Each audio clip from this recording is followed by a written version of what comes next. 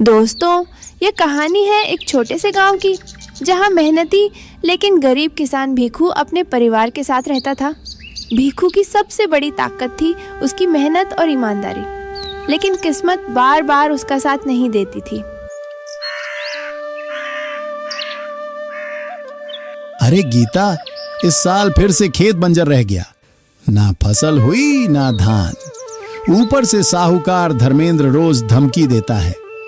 अब बताओ हम क्या करें? हाँ जी, बच्चों ने भी आज भूख से रो रो कर सोया है।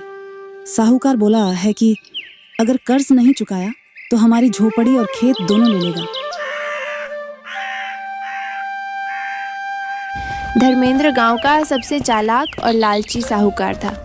उसका काम ही था गरीबों को ऊंचे ब्याज पर पैसा देना और बाद में उनकी जमीन व घर हड़प लेना।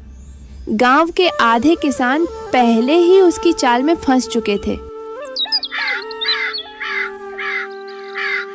अगली सुबह भीखू भूखे पेट खेत की तरफ गया।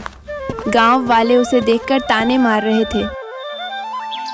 अरे, यही है वो किसान जिसने साहूकार से कर्ज लिया और चुका नहीं पाया। किस काम का है ऐसा आदमी, खेती भी नहीं कर पाया। भीखू ने सब सुना लेकिन चुप रहा। वह मन ही मन सोच रहा था, अब जीने से अच्छा है कि मैं जंगल में लकड़ी काटूं, बेचकर कुछ पैसे मिलेंगे तो घर चलेगा। वह जंगल की ओर निकल गया। काफी दूर चलने के बाद वह थक कर एक पेड़ के नीचे बैठा। तभी उसकी नजर एक बुजुर्ग आदमी पर पड़ी जो एक सफेद गाय के साथ बैठे थे।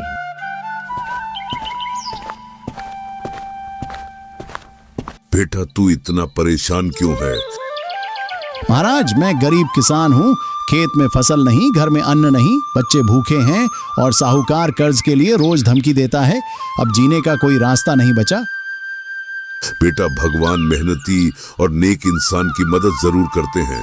देख, ये गाय साधारण नहीं है, ये जादुई गाय है।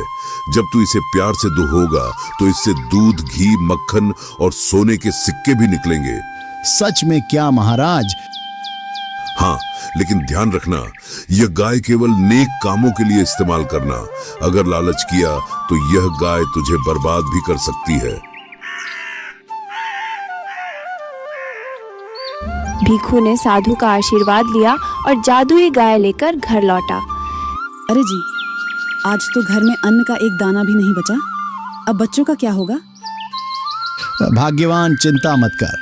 देखो, ये गाय साधु महाराज ने दी है। गाय?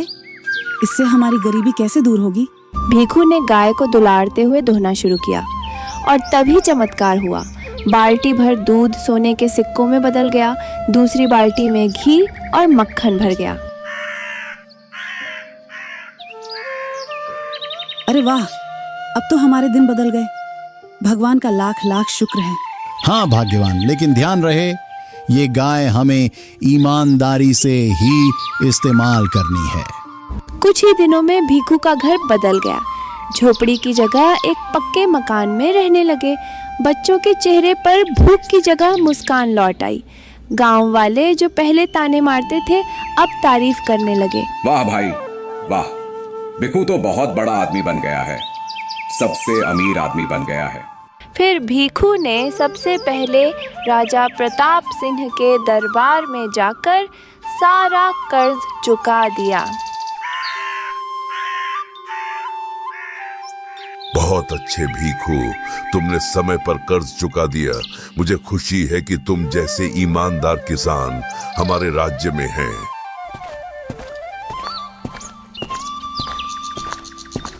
इसके बाद भीखू ने साहूकार धर्मेंद्र का भी पूरा कर्ज चुकाया।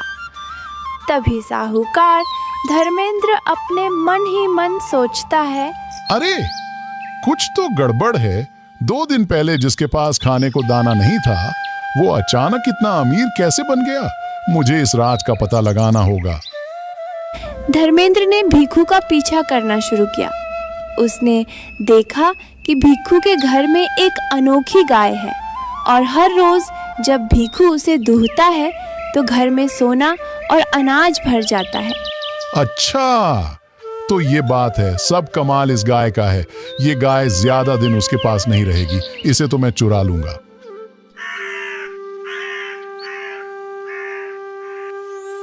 एक रात जब सब सो रहे थे, धर्मेंद्र चुपके से भीखू के घर आया और जादुई गाय को ले भागा। अब असली मजा आएगा और मैं सबसे अमीर बन जाऊंगा। धर्मेंद्र ने गाय को दूहना शुरू किया और बोला, जादुई गाय, मुझे दूध नहीं, ढेर सारे सोने के सिक्के दे।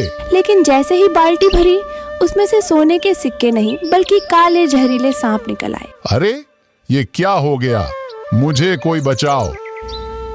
धर्मेंद्र को साधु की चेतावनी पता नहीं थी कि लालच करने पर गाय उल्टा परिणाम देती है। अगले ही पल उसकी सारी जमा पूंजी, उसका घर और खेत सब गायब हो गया। वह सड़क पर कंगाल हो गया। अरे देखो देखो, साहूकार धर्मेंद्र कंगाल हो गया। लगता है भगवान ने उसके लालच की सजा दी है।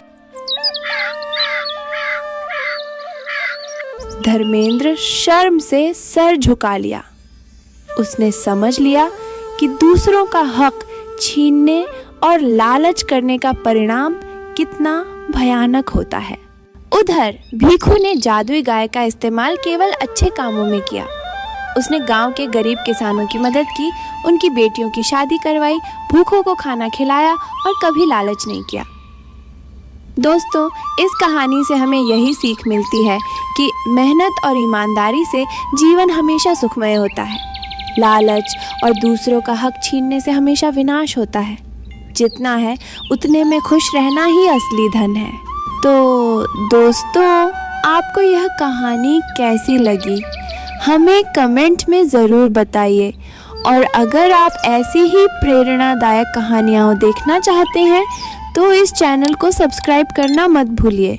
धन्यवाद।